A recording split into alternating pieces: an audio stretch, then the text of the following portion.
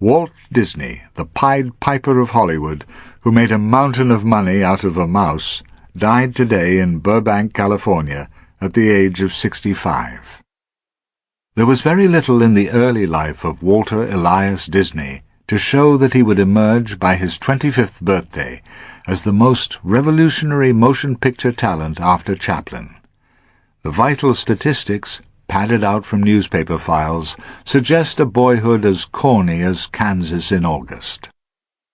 A Midwestern upbringing, the son of a carpenter who tried his hand at farming, so as to introduce the young Walt to a menagerie of adorable animals, a full stretch of grade school, an incomplete spell in high school, a boy of little scholarship and a lively appetite for games, who picked up pin money in winter as a newspaper delivery boy, and in summer as a candy butcher, sweet salesman on the Kansas City-Chicago train. It is the standard biography of many another American folk hero. But there are, as always, details that mar the stereotype. His father had a burning passion for socialism and a worship of its embattled hero, Eugene Victor Debs. Old Man Disney voted for 50 years without picking a presidential winner. He also took in an inflammatory weekly called The Appeal to Reason. Its appeal to the young Disney was a regular front-page cartoon always showing, in opposition, two other stereotypes: a fat capitalist and an honest working man. The boy had their likenesses down cold after several issues, and was admired in the family as an up-and-coming artist. He was so regarded by the local barber, who encouraged him to exchange a cartoon for a free haircut.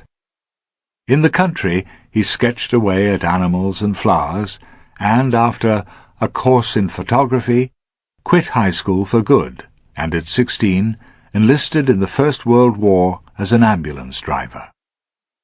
His first job when the war was over was as a commercial artist with an advertising company. He went from there to a cartoonist's job on a film weekly and began to experiment on his own with cartoon slides.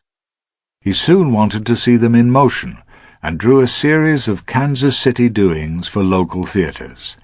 They bore the awful name of Laughograms. That was in 1922. The next year, the pioneer's legend takes up again with his flight to Hollywood, with a borrowed capital of $40 and the sketches of a film that would set a living girl against a cartoon background. At last, in 1926, he was signed by a genuine licensed studio, Universal no less, to draw and direct its Oswald the Lucky Rabbit cartoons. At the end of 2 years there was a violent artistic quarrel over the next stage of the rabbit's career, and Disney went out on his own and brooded over a mouse he had drawn on his railroad runs. After 2 efforts that were scrapped as amateur, he came through with Steamboat Willie, which had the luck to make shrewd use of the new device of sound. Disney never had any further need to borrow money.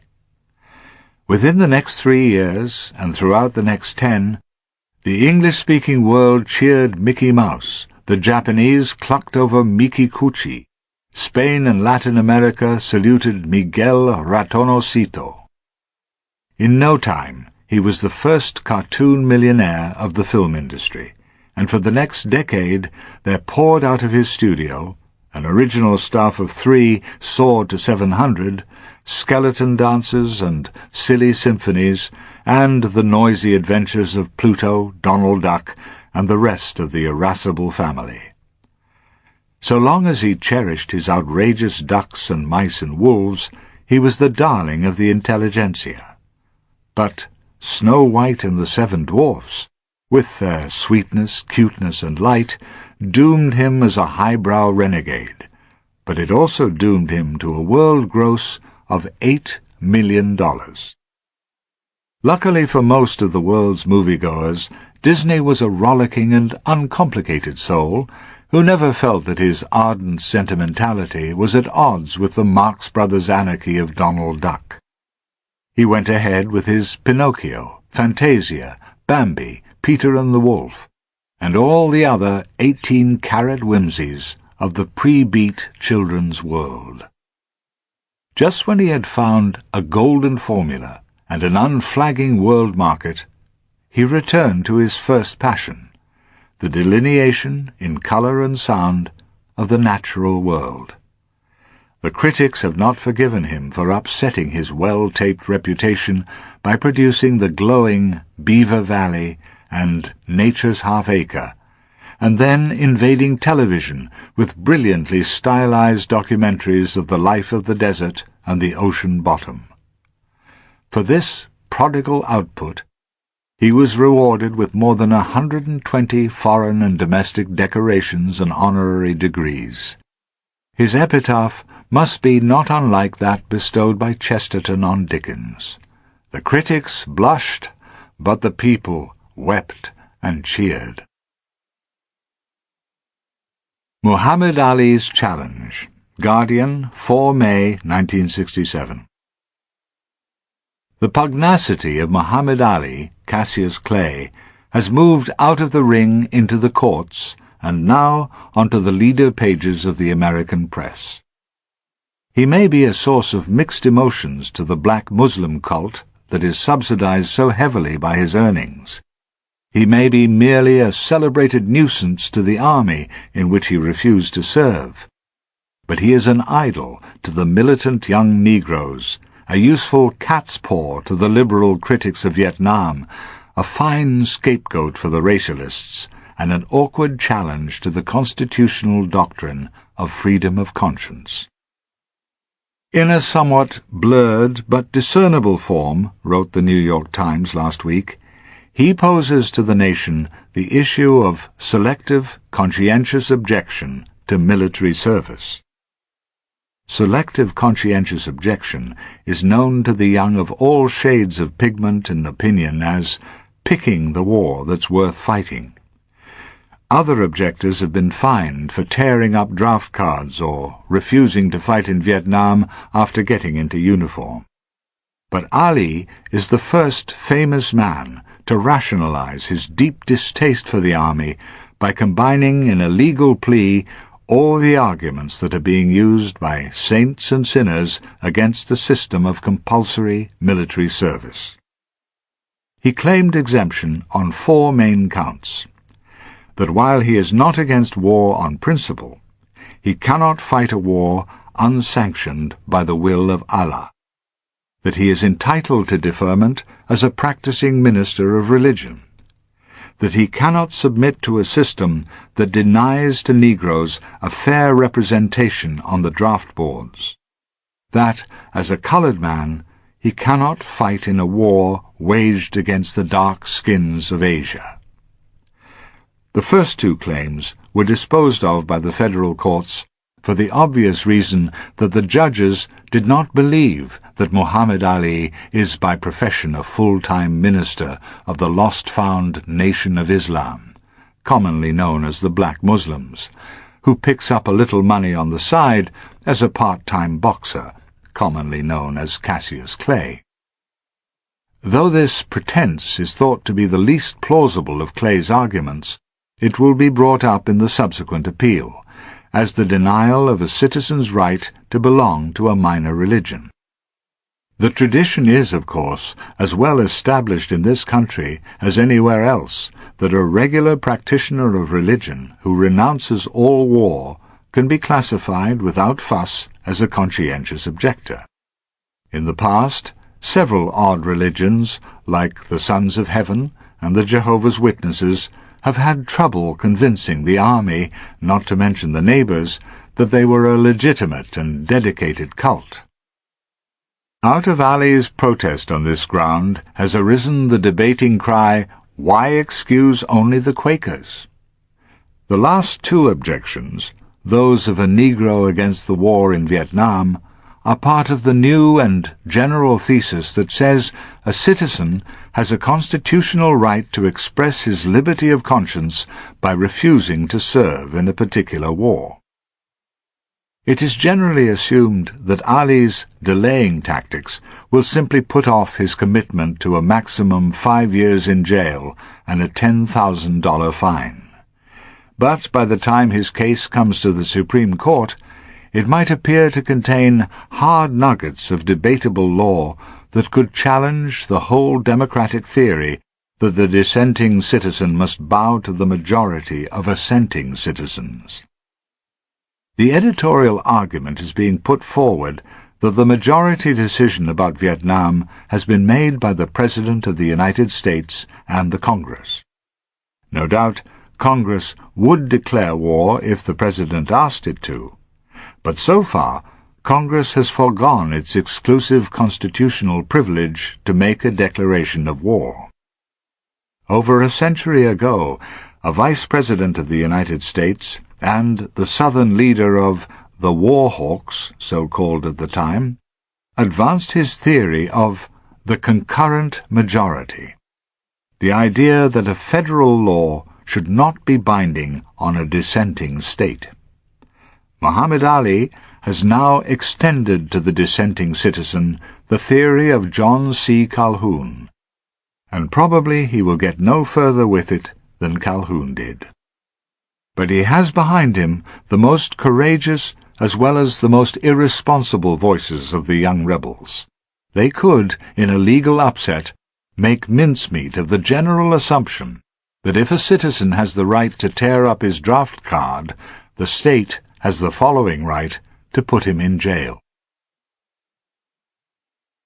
The Permissive Society. Guardian, 26 October, 1967. If the Permissive Society, as the phrase is now used, has a manifesto, John Dewey's The School and Society, published in 1899, is it, and the Teachers' College of Columbia University was its seedbed. Naturally, there had been rebels against traditional education before Dewey, notably Horace Mann, who died in 1859, the year Dewey was born. But the turn of the century heard the first piping cries of progressive education, so-called, and its midwife was Dewey. By the late 1930s, the word permissive had come into American English bearing a special meaning. It was pronounced in a low, proud tone by Dalton and other progressive teachers. It was an invocation that banished slavery from education and promised enlightenment, spontaneity, the identification of the child with his studies in a new and passionate way. It implied that the 3 R's, parrot teaching, learning dates, getting poetry by rote, boning up on Euclid or the Battle of Austerlitz, had been exposed as the symptoms of an authoritarian system. God said, "Let Dewey be," and there was light. From then on, happy pupils would bound like kangaroos to schools where expression, expressed with astounding and illiterate verbosity, was encouraged, where handicraft gave way to rubbing the soul in textures, and the study of historical periods was supplanted by trips into the Fenimore Cooper country to bring home to the budding New Yorker the very touch and smell of the life of the Algonquin Indians. To be truthful, I have known such children who really did leave school with a vivid and accurate knowledge of the way the earliest inhabitants of Manhattan lived and ordered society, even if they had never heard of the Bill of Rights, a dangling participle, or the 30 Years' War. Of course, it is easy now to mock the later absurdities of progressive education, which came under brutal attack in the early 1950s. So much so that rednecks from Louisiana to Southern California, egged on by the late Senator Joseph McCarthy, howled for a return to the rod and the little red schoolhouse. But progressive education had already done its duty or its mischief, and not in the private school either. Its reforming course had so changed the elementary schools that many a McCarthyite, screaming for the blood of the progressives, was unaware that his own strong belief in unit teaching, school projects, individual attention, and compulsory courses in a life science and civics had come from nowhere but Columbia and nobody but Dewey. The Progressive Education Association, founded as a standard-bearer in 1915, had done its work so well that it was dissolved in 1955. This stress on the origins of permissive learning and teaching is worth making because, outside the United States certainly, so many bewildered parents, conservatives, and reactionaries talk as if the permissive society had sprung up spontaneously on a signal out of Millbrook, New York, from Dr. Timothy Leary under the influence. I am not, on the contrary, saying that it all goes back in an orderly and sinister fashion to John Dewey, or to Marx, or Freud, though much of what now passes for individual expression, freedom, and constitutional rights derives from a mass misinterpretation of all three. But the actual vehemence and universality of the beatnik, hippie, teeny bopper, acid head revolution is harder to explain. It cannot be said to be a revolt against authority, for authority has been crumbling in all Western societies, as it has been stiffening in communist countries since the First World War. But it is, I take it, the freewheeling young we are talking about. Who are the hippies? Lamentably little scientific work has been done on their genes and their social history, though a limited New York psychiatric study asserts that as many as 60% are seriously sick, mostly with schizophrenia. But we do know that they tend to come from better rather than worse educated families, that their parents are rarely impoverished but have a high incidence either of divorce or of rigid morality. We know also that the children of Catholics and religious Jews are very much in the minority among the new rebels, and, a saving statistic, that hippies and their vagabond variations account for less than 10% of the young. Drug addiction, however, widely overlaps the squares. Nor are hippiedom, sexual license, the flower phenomenon, merely indigenous to metropolises that have always tolerated a bohemian quarter. Of course, they flourish there in most conspicuous anonymity. The provincial strictness of the Old South and the farming Midwest covers up, for the time being, the more outlandish forms of hippiedom. But their children, too, are off to the cities, and cities across the whole continent have their proportionate quota. The draft card burners know no geographical limits.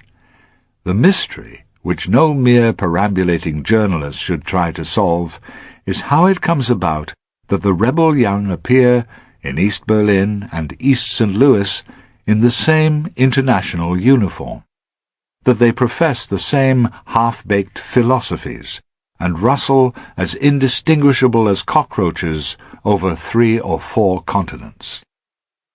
The mass media take the blame for everything these days, and until a better theory comes along, it will have to do to wonder why the children of Nigeria have forgotten their native songs and echo the Beatles, why a sit-down in the London School of Economics is inspired by the same types as organized the shenanigans at Berkeley.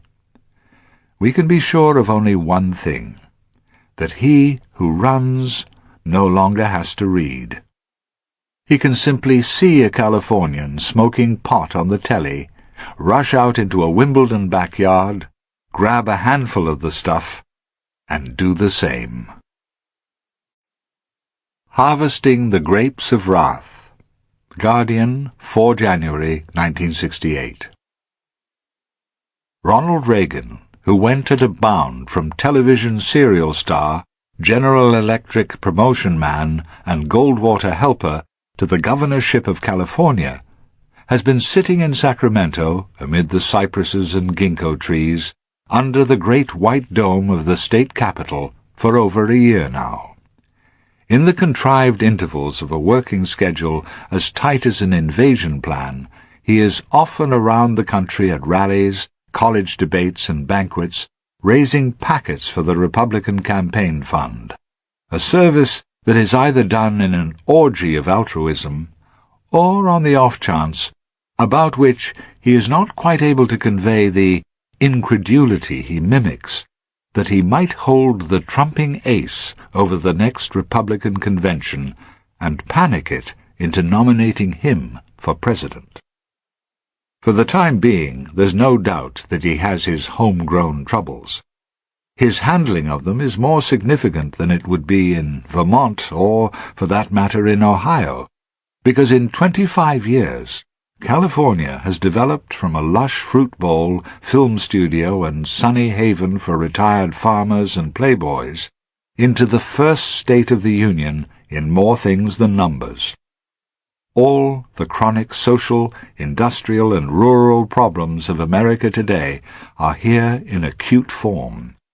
A man who can administer California with imagination and good order is one who, unlike anyone else, except perhaps a mayor of New York City, would hold powerful credentials to preside over the United States. Once you have boasted about the power, the population, and the resources of the first state of the Union, you have to do something about the jungle growth of the cities, the turmoil on the campuses, the conflict about compulsory unionism between organized labor and the freewheeling labor force, the unceasing inflow of 1,200 new settlers a day, loading the relief rolls and straining the welfare budget, not to mention the bewildering mobility of hundreds of thousands of part-time workers, deadbeats, runaway hippies, suitcase farmers, and the shuttling agents of the mafia. All this is producing ruinous invasions of the Treasury and subjecting a governor who campaigned on economy to the embarrassment of a record $5 billion budget, which by state law he is bound to balance. In the last 8 years, he says, the budget has had a 12% annual increase. Last year, it was 16%. He puts this down partly, of course, to the open-handed fiscal extravagance of his predecessor, the Democrat Pat Brown. But after a few months of a new administration, the voters are indifferent to the sins of the absent. They ask the immemorial question of the incumbent, "What are you doing for me right now?" Committed to a show of economy, he maintains that inflation and the state's growth would justify an annual budget increase of just over 7%. He has doggedly instituted a study of the tax system to try to achieve this miracle. But the demands of welfare, Medi-Cal, and free higher education for everybody are increasing at a rate so fantastic that to satisfy them, we'd have to have a state tax increase every 2 years. Illinois, for instance, has reduced the number of people on welfare by 8%.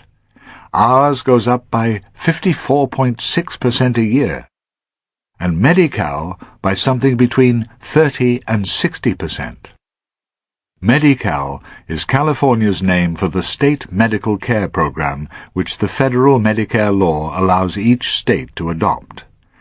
Reagan believes that in this, as in other forms of bounty, the theory of social welfare has gone way beyond the capacity of the state to afford.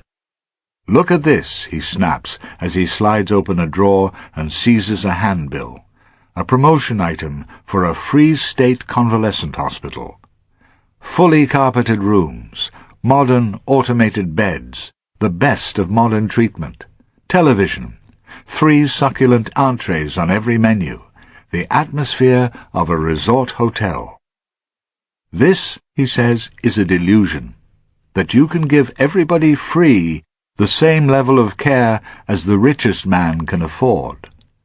The medically indigent are something else, and they should come first.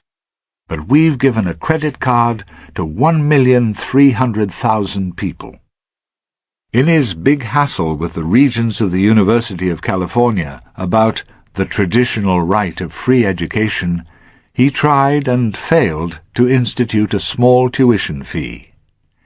He believes that somebody, the federal government or the state, is going to have to charge a 50-cent fee for a doctor's visit, something for drugs, and some check on the general assumption that you can dash off to a brain surgeon with a headache.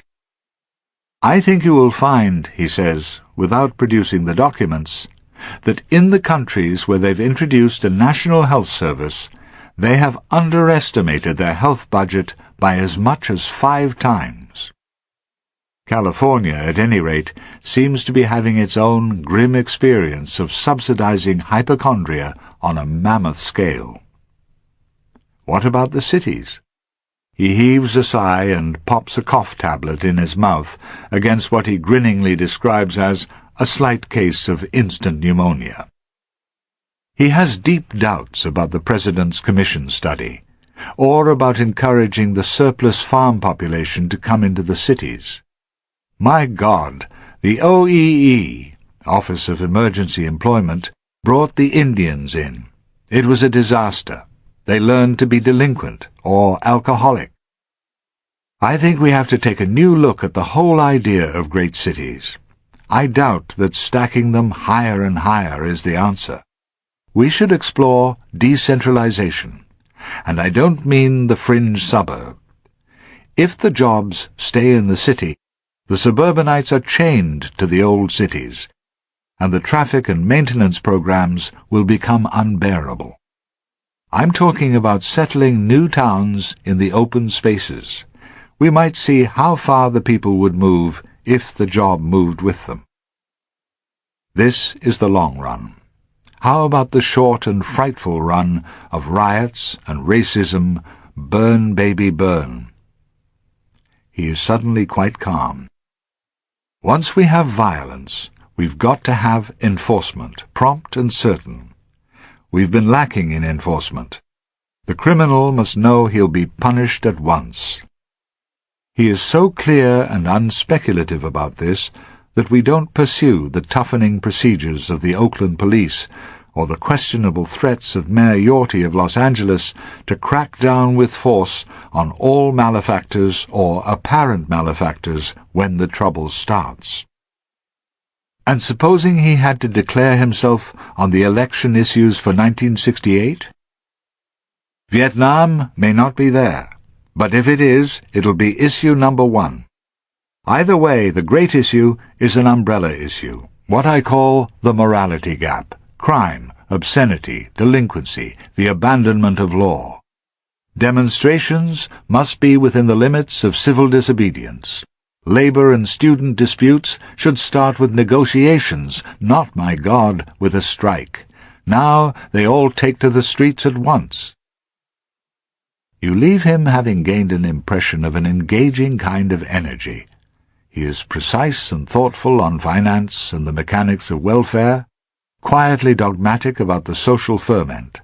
He talks no jargon, which is a rare relief. He chants few slogans. He does not preach or intone. He sounds like a decent, deadly serious, baffled, middle-class professional man. This, as an executive geared for social rebellion and reform, may be his weakness.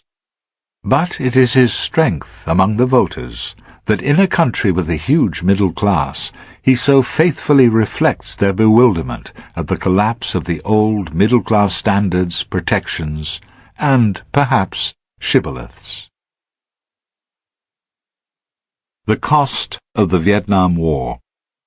Letter number 1000, 24 March 1968. I wish that this 1000th letter from America could be about the spring, or American children, or any one of the many amiable things we've talked about down the years. But it must be about the thing that bewilders the American people like nothing else in all these 1000 weeks. For last week, the administration was brought to the bar of a standing committee of Congress, and nothing, either in a parliamentary or a federal system, can offer such an inquisition as a congressional inquiry, which is the nerve system of what Americans like to call the democratic process. And nowhere is it seen to more impressive effect than in the cross-examination of a Secretary of State by the Senate Foreign Relations Committee, which, among other things, has the power to reject ambassadors and treaties proposed by the President.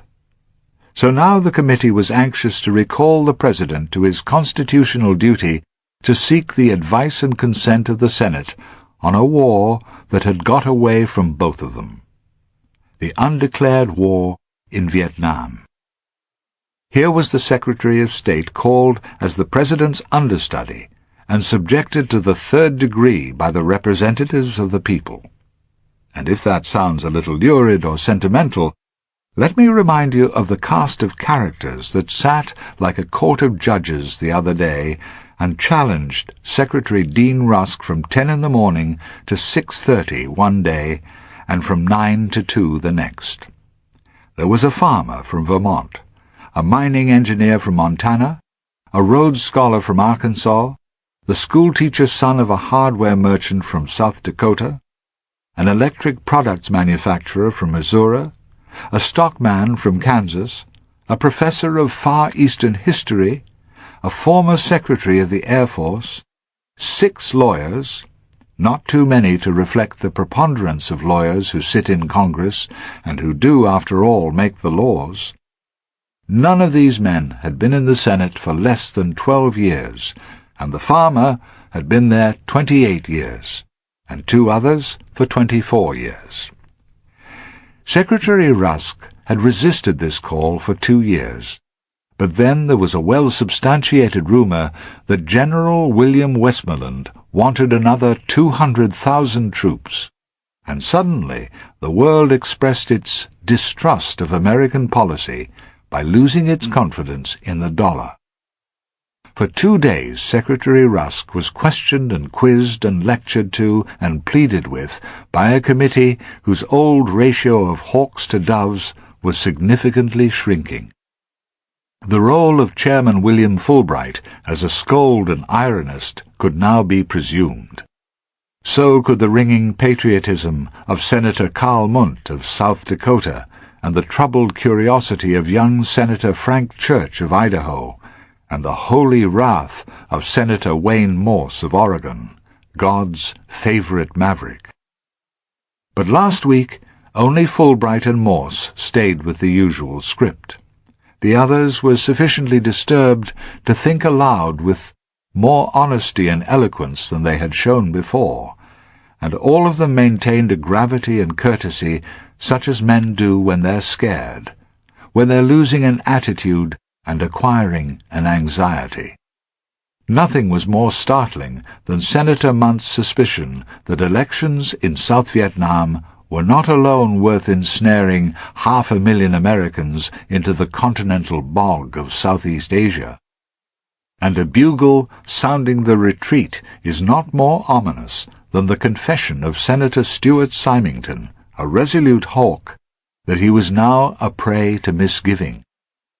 Senator Symington had been saying for years that the war had better be won or written off, since the day was coming when the United States would have to weigh the cost of it in gold that wasn't there. He's always been indulged by his colleagues and friends as a man riding a comical hobby horse. Last week he had the sad satisfaction of being taken seriously. And at last the American casualties in Vietnam surpassed those of Korea, a turn that I suggested a year ago would be the hardest test of the people's tolerance of the war. So we were starting all over again with the fundamental questions. How had it come about? Was it indeed a crusade or a vast miscalculation? Would Asia crumble to communism if South Vietnam fell? Was it the wrong war in the wrong place, or the right war in the wrong place? Was the United States the only man in the boat rowing in time. 100 books and 1,000 editorial writers have recited and disputed the political origins of the war and enlarged on the human tragedy of its conduct.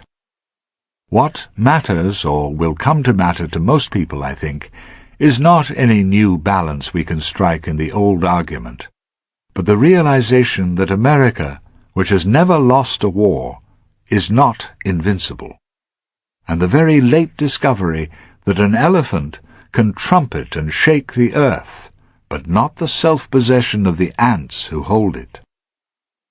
So, when I say how did it come about, I'm not thinking of splitting the hair between the Southeast Asia Treaty's pledge to resist aggression and the American protocol that stipulated communist aggression.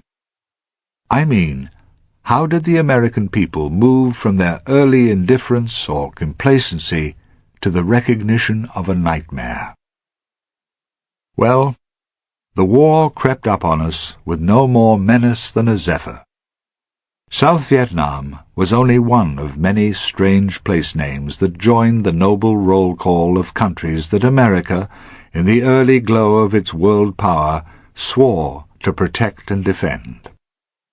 If Russia, that atomic dinosaur, could be scared off Iran and Greece and Turkey and foiled in Western Europe, it never crossed our minds that we couldn't intimidate Asian communists who fought with sticks and stones. Certainly it would have been churlish to deny these brave little countries the handful of American technicians they needed to train their armies. Lyndon Johnson came in, and for a year or more the shadow of Vietnam failed to darken the bright procession of legislation he drove through the 89th Congress. It dawned on us very slowly that the American technicians were turning into American soldiers. Then we admitted that the men were off to the rice paddies and not to desks behind the lines. The draft felt the chill, and the college boys and the Vietniks were born. It was not with most of them a conscientious objection to war itself.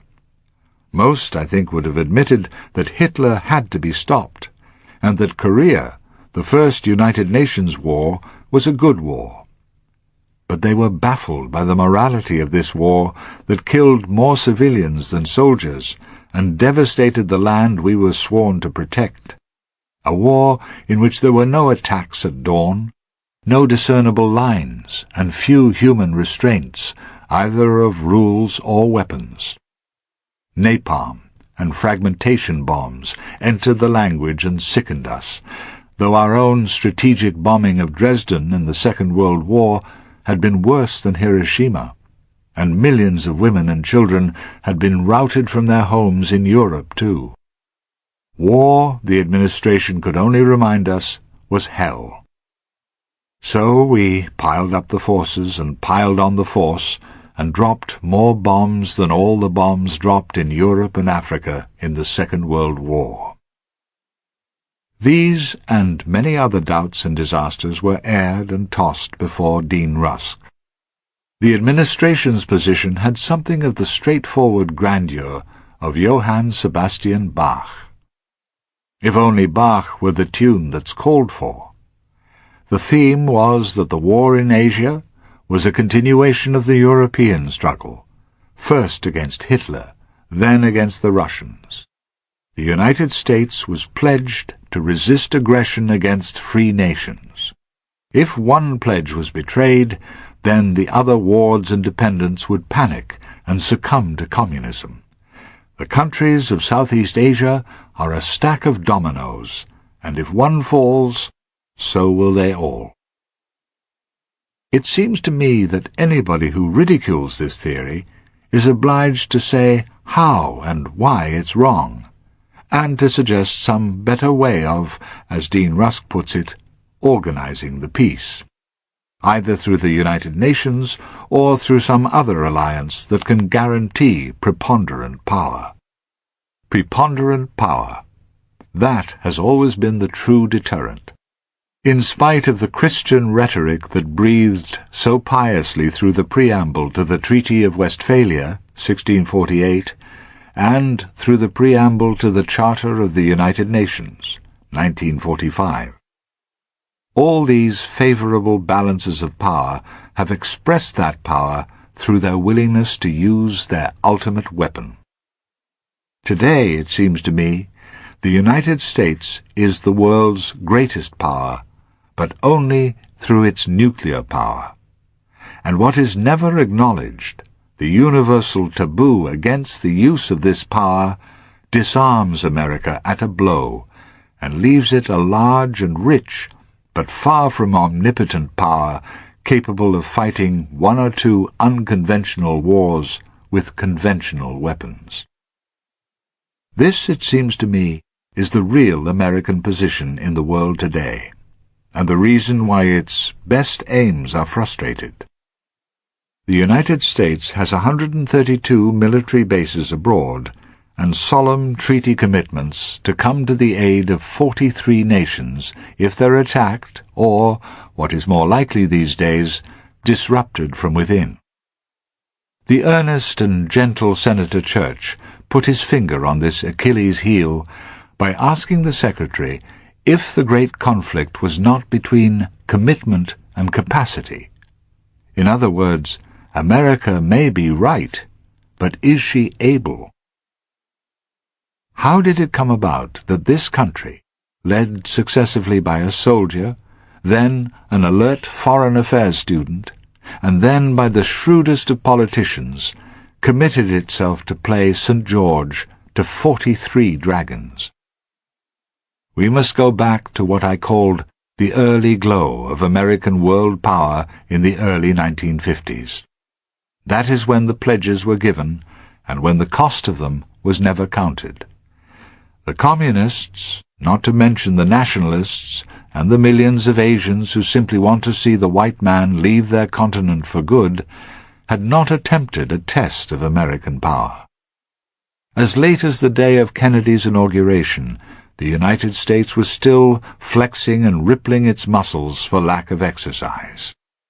And on that day, the President delivered himself of a sentence magnificent as rhetoric, appalling as policy.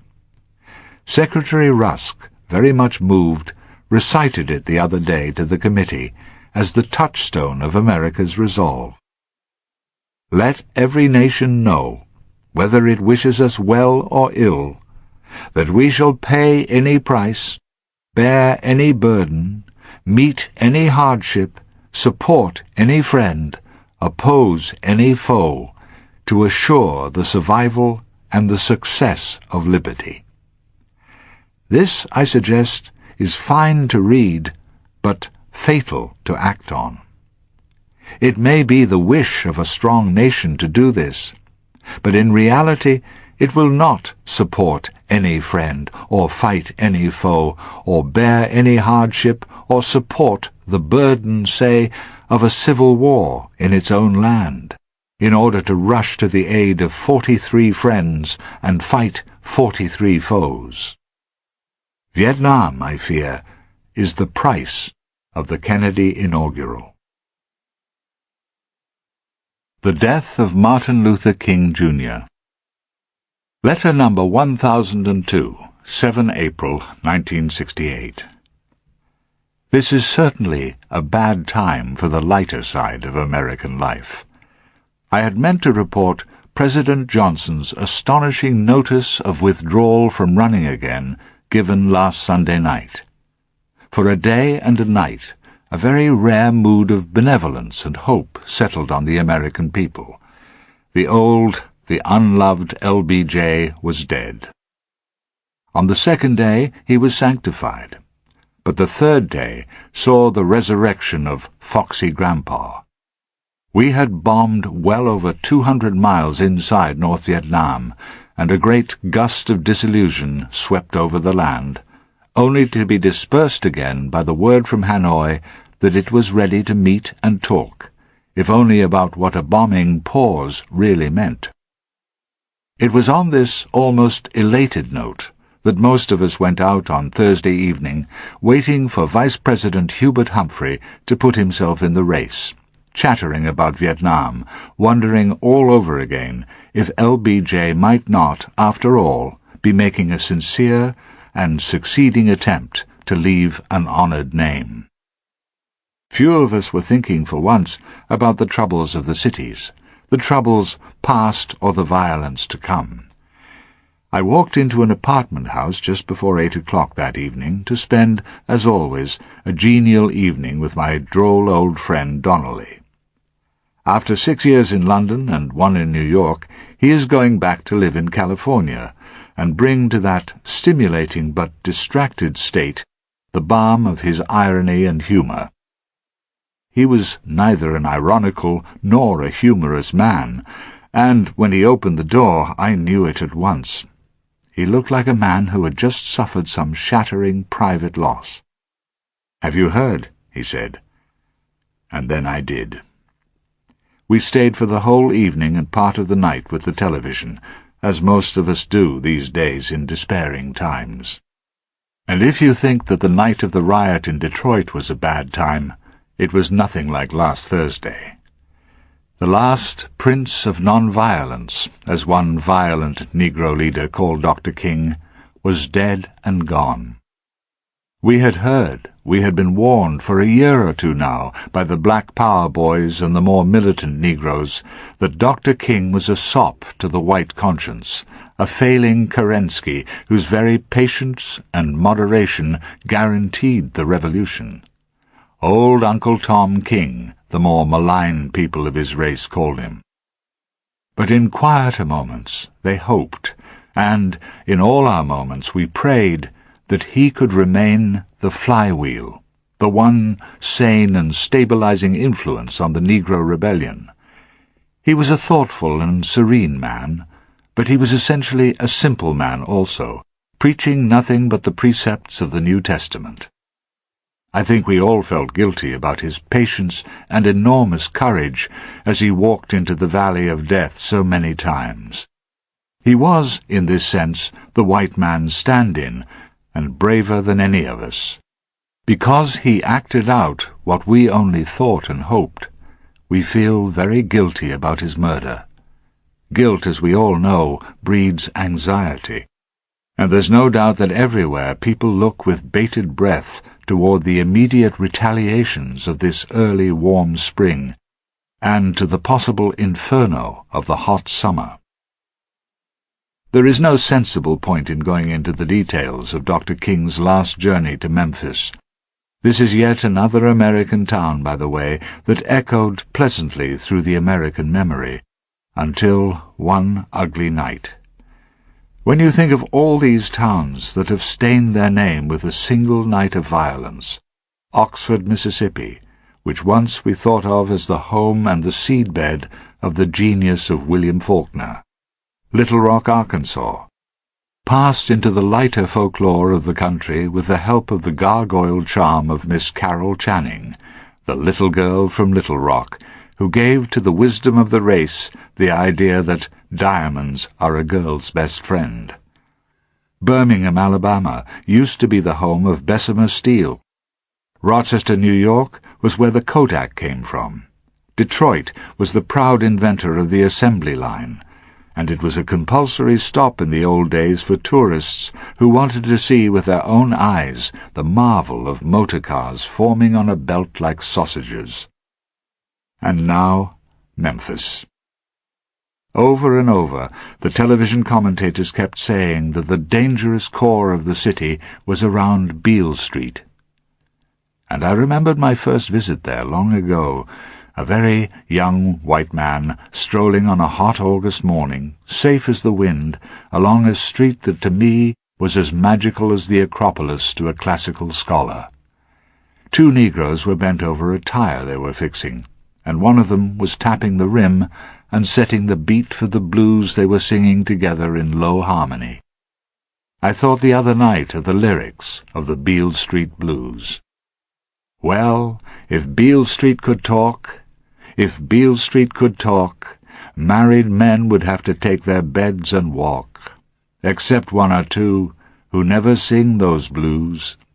And the blind man on the corner who sings his Beale Street blues Well, I'd rather be there than any place I know, because New York may be all right, but Beale Street's paved with gold.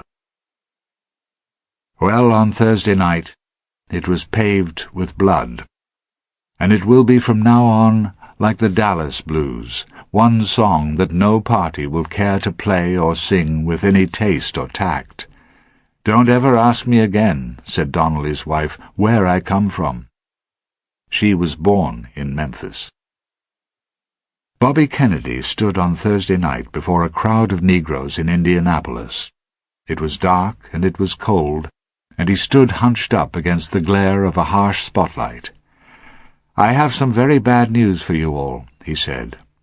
And he told them. "Those of you," he went on, "who are black can be filled with bitterness, with hatred, and a desire for revenge. We can move in that direction as a country, or we can make an effort, as Martin Luther King did, to understand and to replace that violence with compassion and with love. I can feel in my heart," he said, "what many of you must be feeling." He paused. He had never said in public what he said next. "I had a member of my family killed, and he was killed by a white man. I think he is the one white man in the United States on Thursday evening who could have walked safely anywhere through the Negro slums." But now, what? All the advice of our leaders, no matter how nobly written or spoken, cannot supply another stand-in for the white man who had hoped, against all the mounting violence, that enough could be done for the Negro to settle the cities and give the country a sense, which it has lacked since that other Black Friday in Dallas, that it was meeting its problems and moving ahead of them. One thing you have to say if you have traveled much outside this country: we are not complacent or apathetic about the actual social problems of 1968. I myself have marveled in other countries and in other vast and stinking ghettos that the people seem so resigned and their leaders so smug.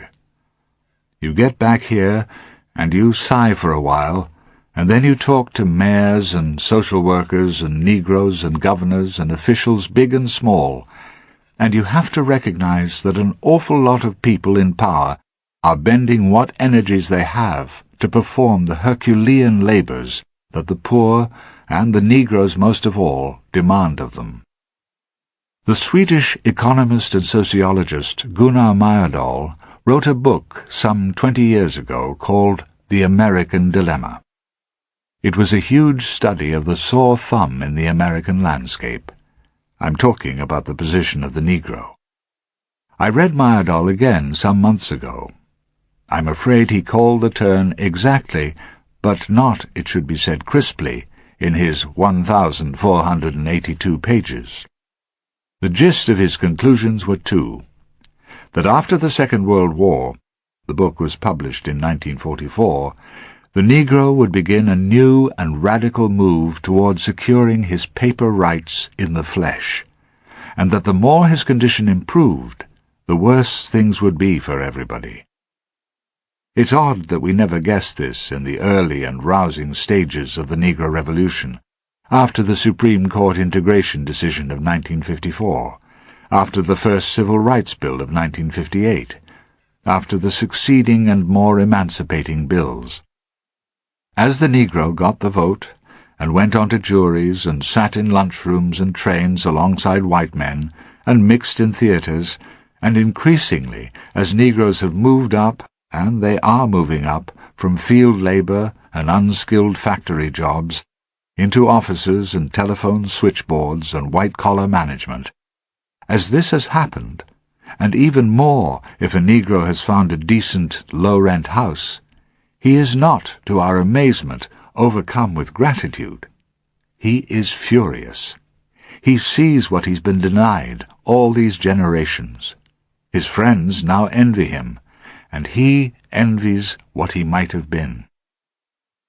This is the essence, I think, of what is happening now, and what is going to go on happening. We used to say with a silly sense of injured fair play that the Negroes, having had a distant glimpse of the promised land, wanted the millennium by Monday morning. Well, there are still footloose, vicious Negroes who think and act like that. But what is in a way more threatening for a stable country is the new recognition in the solid mass of poor Negroes of what life might be like and what it might have been. They always knew they were poor. Now they feel poor. It can convert placid people into dynamos. Yet the pace at which any government, federal, state, city, can move with the best will in the world is not miraculous. Not miraculous enough, perhaps, for the aroused slum populations. Again, I'd like to say, as I did some months ago, that the idea abroad of Americans living in unimaginable slums is nonsense. Watts, for a glaring example, would not be a slum in almost any other country. But God knows we have them, and I'm not going to start the shabby business of comparing one slum with another. I'll only say that 1 American in 10 lives below what the government calls subsistence level. That is, earns less than the equivalent of £1,300 a year. The slums are awful, but so are they in many cities I know and you know. Yet here the people rise because they have had dinned into them the gorgeous promises of the Declaration of Independence and the Constitution and the mumble-jumble of the American way of life. We talk too much and promise too much. We are victims of our own advertising. We whites hoped the Negroes would follow Dr. King in forgetting the advertising and the gaudy promises, and in living by deeper, older values to counsel patience and embrace martyrdom. He had his martyrdom. A Mule Cortege for the Apostle of the Poor. Guardian, 9 April 1968. Once before, the 9th of April was a memorial day throughout the South. 103 years ago today, Robert E. Lee tendered his sword to General Ulysses S. Grant, and was granted in return the release of his men and their mules to assist in the spring plowing. Today, on a flaming spring day, with the magnolias blooming and the white dogwood and the red sprinkling the land, they brought a farm wagon and its mules to stand outside the church on the street where Martin Luther King was born, and, after the funeral service, to carry his body 4 miles to his college and lay it to rest. The mule train is the oldest and still most dependable form of transport of the rural poor in the Southland, and somebody had the graceful idea that a mule train would be the aptest cortege for the man who was the apostle of the poor. From the warm dawn into the blazing noon, the black bodies, wearing more suits and ties than they would put on for a coronation, moved through the Negro sections of the town towards the street of comfortable 2-story frame houses where the colored business and professional men live, and where, across from Cox's funeral home, the Reverend Martin Luther King, Jr. lived and preached in the Ebenezer Baptist Church, a red-bricked, nondescript tabernacle. Thousands of college students had volunteered to act as marshals to hold the crowds, but though there was a tremendous push and jostle of people before the service began, there were enough police on hand to stem the crush and hand the visiting celebrities through like very pregnant women. The bell tolled out the tune of "We Shall Overcome," and big cars slid up to the entrance, and out of them climbed Attorney General Ramsey Clark and Mrs. John F. Kennedy, and Richard Nixon and Senator Eugene McCarthy, Governor and Mrs. George Romney of Michigan, and Governor Nelson Rockefeller and Mayor John Lindsay of New York, the new Roman Catholic Archbishop Terence Cooke, Sidney Poitier, the Metropolitan Opera's Leontine Price, Eartha Kitt, Sammy Davis Jr., Bobby and Ethel Kennedy and Brother Edward, and Ralph Bunche, Youthant's man and Dr. King's friend. Over the breaking waves of street noise and the tolling bell, the strong baritone of the Reverend Ralph Abernathy, Dr. King's heir, chanted from time to time, "We will please be orderly now. Let us have dignity. Please. There are no more seats in the church." Somebody lifted a squalling baby and passed it out over the tossing heads to safety. It is a small church, and shortly after 10:30 the last cars and the last mourners were slotted in their places. First, Mrs. King and her 4 children and the dead man's brother, and Harry Belafonte. Then, at last, an alert squad of aides and Secret Service men surrounding Vice President Hubert Humphrey. The conspicuous absentee was Lester Maddox, the governor of Georgia, a segregationist whose presence could upset a colored funeral any place north or south. The inside of the church impressively belies its outside. It is a pleasantly modern room, with a single oriel window above a white cross over the choir and the pulpit. The flanking walls have 2 simple Gothic windows, decorated alike with a single shield bearing a cross and surmounted with the crown of Christ. Tiny spotlights embedded in the ceiling threw little pools of light on the famous and the obscure equally. The warm shadows these shafts encouraged gave an extraordinary chiaroscuro to the congregation, making Bobby Kennedy at one point look like the captain of Rembrandt's Night Watch amidst his lieutenants slumbering in the shade. It was a normal Baptist service, with southern overtones of gospel singing and solos by black girls in white surplices of Dr. King's favorite hymns, sung with impassioned locking of the hands and closed eyes.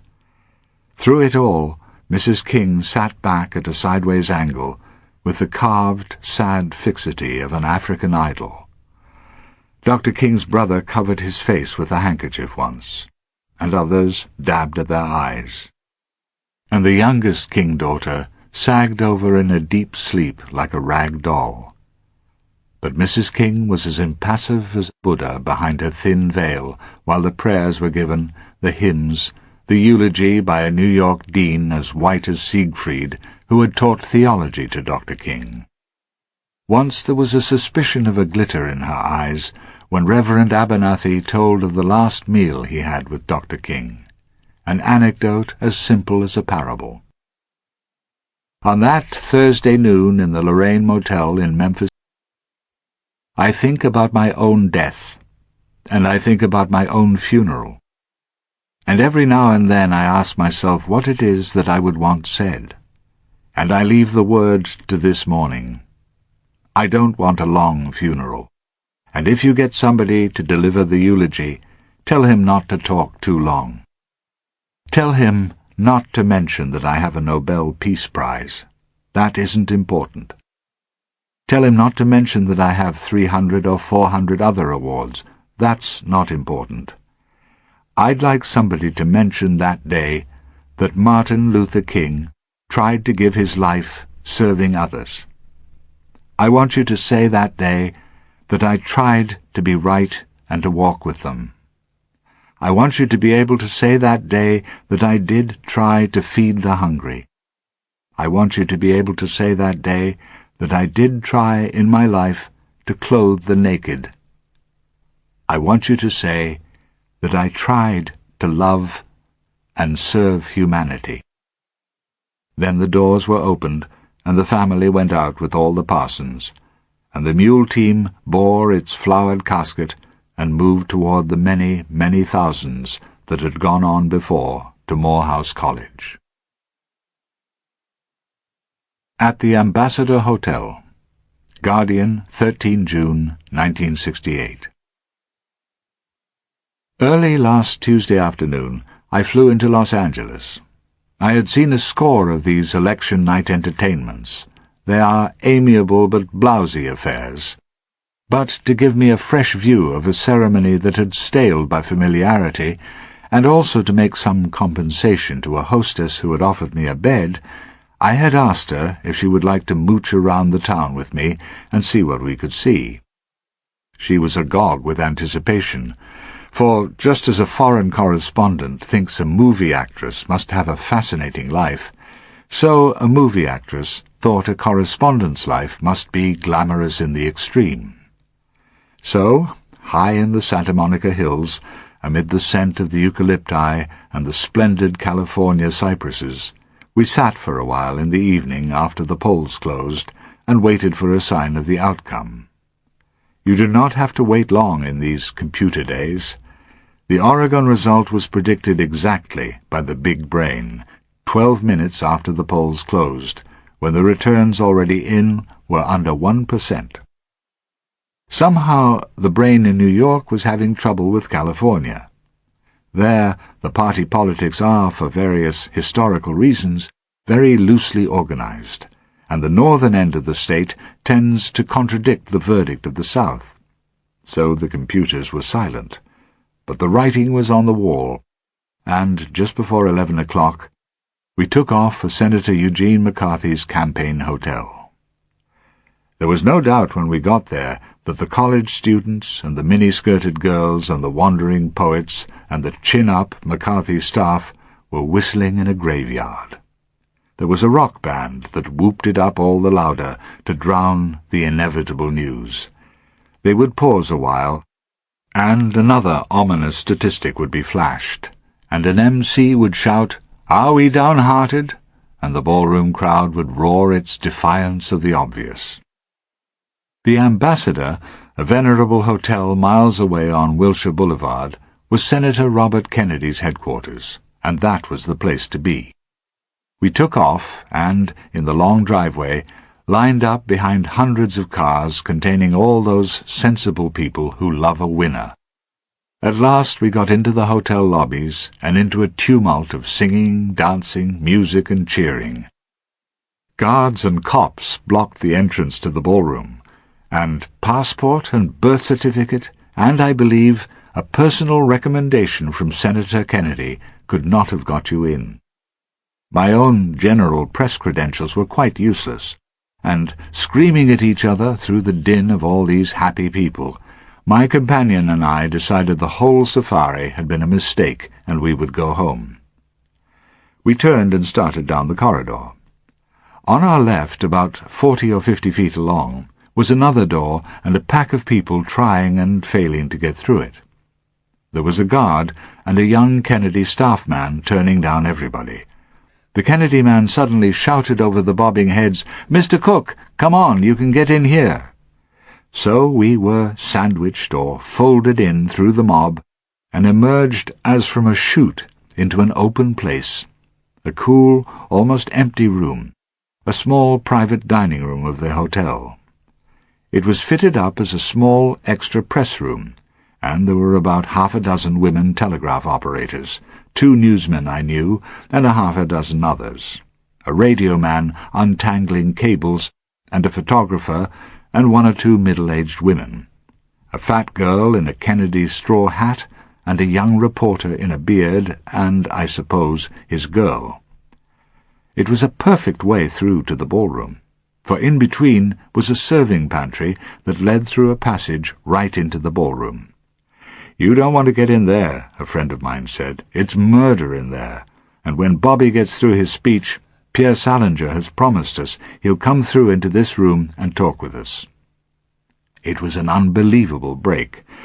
So we sat down and had a drink and heard the telegraph girls tapping out copy and tried to hear the television set in a corner that was turned up to an unbearable decibel level. A few minutes later, the TV commentators gave way to the ballroom scene, and Bobby was up there with his ecstatic wife, and he was thanking everybody and saying things must change, and so on to Chicago. It was about 18 minutes after midnight. A few of us strolled over to the swinging doors that gave onto the pantry. They had no glass peepholes, but we soon heard the pleasant bustle of him coming through. There was suddenly a banging repetition of a sound that I do not know how to describe, not at all like shots, like somebody dropping a rack of trays. Half a dozen of us were startled enough to charge through the door, and it had just happened. It was a narrow lane he had to come through, for there were 2 long steam tables, and somebody had stacked up against them those trellis fences with artificial leaves stuck on them that they used to fence the dance band off from the floor. The only light was the blue light of 3 fluorescent tubes slotted in the ceiling. But it was a howling jungle of cries and obscenities and flying limbs, and 2 enormous men, Roosevelt Greer, the football player, and Rafa Johnson, the Olympic champion, piling onto a pair of blue jeans. There was a head on the floor, streaming blood, and somebody put a Kennedy boater under it, and the blood trickled down like chocolate sauce on an iced cake. There were flashlights by now, and the button eyes of Ethel Kennedy turning into cinders. She was slapping a young man, and he was saying, "Listen, lady, I'm hurt too." And down on the greasy floor was a huddle of clothes, and staring out of it the face of Bobby Kennedy, like the stone face of a child lying on a cathedral tomb. I had and have no idea of the time of all this, or even of the event itself, for when I pattered back into the creamy green, genteel dining room, I heard somebody cry, "Kennedy, shot," and heard a girl moan, "No, no, not again," and my companion was fingering a cigarette package like a paralytic. A dark woman suddenly bounded to a table and beat it and howled like a wolf, "Stinking country, no, no, no, no," at the placid television commentators who had not yet got the news. And then, a minute maybe, or an hour later, or a day, the cops and the burly Johnson shot through the swinging doors with their bundle of the black curly head and the jeans, and I recall the tight, small behind, and the limp head and face totally dazed. Well, the next morning when I saw and heard the Pope in his gentle, faltering English, I still could not believe that he was talking about this squalid, appalling scene in a hotel pantry that I had been a part of and would always be a part of. I have no doubt that this experience is a trauma, and because of it, no doubt, several days later, I still cannot rise to the general lamentations about a sick society. I, for one, do not feel like an accessory to a crime, and I reject almost as a frivolous obscenity the sophistry of collective guilt, the idea that I or the American people killed John Fitzgerald Kennedy and Martin Luther King and Robert Francis Kennedy. I do not believe either that you conceived Hitler, and that, in some deep, unfathomable sense, all Europe was responsible for the extermination of 6 million Jews. With Edmund Burke, I do not know how you can indict a whole nation. To me, this now roaringly fashionable theme is a great folly. It is difficult to resist, because it deflects an attack at one's own conscience to some big corporate culprit. It sounds wise and deep, but really is a way of opting out of the human situation. I said as much as this to a younger friend, and he replied, "Yes, and I too don't feel implicated in the murder of John or Bobby Kennedy, but when Martin Luther King is killed, the only people who know that you and I are not like the killer are you and I." It is a tremendous sentence, and exposes, I think, the present danger to America. The more people talk about collective guilt, the more they will feel it. And after 300 years of subjection and prejudice, any poor Negro or desperate outcast is likely to act as if it were true that the American people, and not their derelicts, are the villains. President-elect Nixon hits the television networks. Letter number 1038, 15 December 1968. Last Wednesday night we saw a remarkable performance on television that, if it becomes a regular thing, may get to be known as the Dick Nixon Show. The itch to present our politicians as, above all, lovable creatures is now so irresistible that their advisers are turning more and more into TV producers, using the medium that above all others establishes public entertainers as favourite members of our private family. I take it this is the aim of President-elect Nixon, and it is nothing revolutionary, only an extension, a bolder extension into the world of entertainment, of Franklin Roosevelt's really revolutionary decision to go on the radio and set up what he called his fireside chats. He saw, sooner than anybody, that the microphone is not simply, as all politicians before him, and many after have thought of it, a means of amplifying a public speech, but a private medium of conversation with 2 or 3 people in a room. It's weird today to think back to those chats as anything revolutionary, but radio was well along before any President of the United States regarded it without suspicion.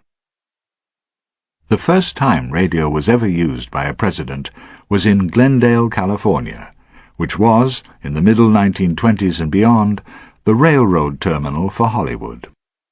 President Calvin Coolidge had been on some sort of political swing through the West, and everything he had to say was put out over the wire services for the newspapers. However, when he took the train at Glendale to go east and home again, the radio boys were agog at the idea that they might get him to say a few parting words to the nation. His train was giving off its warm-up puffs and snorts. The presidential party advanced along the platform, and at last the little dried-up man appeared, and a trembling announcer stationed himself by the steps of the presidential carriage. President Coolidge came to a stop and waited to be introduced. The announcer, in that soaring theatrical tenor that all announcers used in that time, caroled, "And now, for the first time in history, the American people are to hear, by the magic of radio, the voice of the President of the United States. Mr. President, sir, what message do you have to give the people as you go aboard your train at the end of this historic trip?" There was a crackle and a pause. Coolidge leaned quickly into the microphone. "Goodbye," he said, and jumped aboard. There were commentators at the time who approved of this less than beautiful gesture as a becoming rebuke to an upstart medium. Today, I should imagine, it would lose him millions of votes. Well, we have come a very long way since then. The last campaign so accustomed us to the idea of regular television appearances by the candidates that nobody is shocked any more at the idea of seeing their president or president-to-be in full pancake makeup. I am still slightly thrown by the difference, for instance, between President Johnson in life and in those appearances where he is caught, so to speak, on the hop, and President Johnson in full battle paint in the White House studio. The first time we saw it, it was not to be believed. His hair was darker, brushed straight back. The wrinkles and canyons of his face were flattened and powdered out. He was barbered up like a circus ringmaster. He was so bedazed and bedazzled with theatrical lighting that even his glasses looked like very delicate pince-nez. The effect was, and has been since, to make him look like a Hollywood actor impersonating Franklin Roosevelt. Another bizarre note is the fact that he looks like this only at moments of crisis, or when he's going to make some historic announcement, a moonshot, or the decision not to run again, so that at the most realistic moments of the national life, he looks like a fantasy, a substitute president. In the campaign it was noticed that the hair of Vice President Hubert Humphrey and the hair of Mr. Nixon had suddenly gone from grey to black. Am I suggesting that Mr. Humphrey and Mr. Nixon dyed their hair for the campaign? I am suggesting nothing. I speak only that which I do see. I remember 8 years ago, Mr. Humphrey had a dusting of iron grey around the ears. Mr. Nixon, 6 years ago, had streaks that were then considered marks of distinction. There was a fellow in a whiskey ad, way back in the 50s and early 60s, who was presented as the all-American man of distinction, so-called. He looked like the British actor C. Aubrey Smith in his prime, presiding over the empire. He had stiff, greying moustaches, glittering grey hair with tufts of white sprouting from his temples. This stereotype has been abandoned.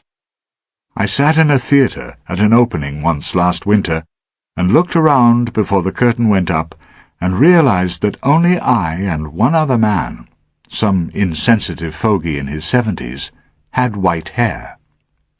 I saw men I knew who looked as if they were sitting incognito in blue-black wigs, till I noticed the telltale touches of reddish-brown, or a fringe of dark green hair at the ears. They had been using, as we say, the bottle. Whether or not the Messrs. Humphrey and Nixon have been secretly using the bottle, the hair-tinting bottle, I wouldn't know or dream of hinting at. They both have fine heads of hair, or half-heads of hair, that are black and glossy, and the implication, first dropped, I believe, by the Wall Street Journal, that they had gone the whole hog on a dye job, is one that has not been refuted, with or without high dudgeon. There were times when Mr. Humphrey was so carpeted with pancake that he looked like an aged doll, or a stockbroker with a drastic facelift. I ought to repeat that nobody shows the slightest shock. Nobody except me. Well, Mr. Nixon looked fine on Wednesday evening, certainly about 10 years younger than he looked on that first television debate with John Kennedy more than 8 years ago, when a lot of people believe he lost the election. Kennedy, that fatal night, was wearing no makeup. There was nothing prudish in this decision. He was told, and luckily believed, that he looked fine without it. Mr. Nixon, his advisers swore, was given the wrong makeup and not enough powder around his impressive jowls. The result was that he looked remarkably like the standard caricature of him used by Herblock, the cartoonist of the Washington Post, something not far removed from the senior witch in Macbeth, or a back-alley assassin with a 3-day growth. Kennedy, on the contrary, looked like an adorable choir boy, a choir boy who had just taken a double first at Harvard and was astonishingly well up on the crises and knotty problems of the day. It was the first time that even political scientists were given pause and made to reflect whether a good-looking profile isn't more of an asset to a presidential candidate than a grasp of the national destiny. When Mr. Nixon strode the other night with his wife through an admiring crowd in the Shoreham Hotel ballroom in Washington, he looked like a very masterly master of ceremonies on an evening talk show. The 5 o'clock shadow is something that's been banished for good. He looks now as if he'd been shaved for the rest of his life. His cheeks were smooth and lightly tanned, his hair curled and glistened. He had no crow's feet. He was in the pink, though, if you are a Democrat, you can fiddle with the TV knob and turn his complexion yellow and his eyeballs purple.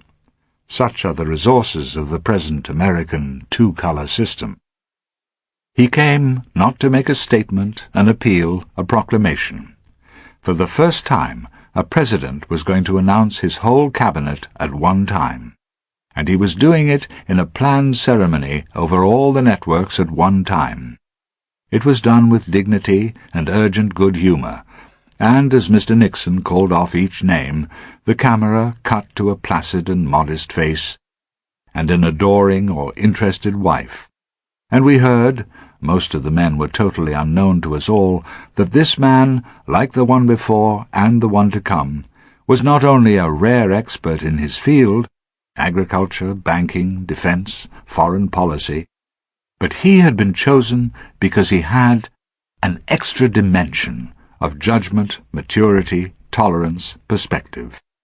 It was, in fact, an extended commercial, and the way it was done was not unlike the unveiling of a new line of groceries or automobiles by the president of the company before a convention of national salesmen. Afterward, People didn't so much discuss whether the appointments were impressive.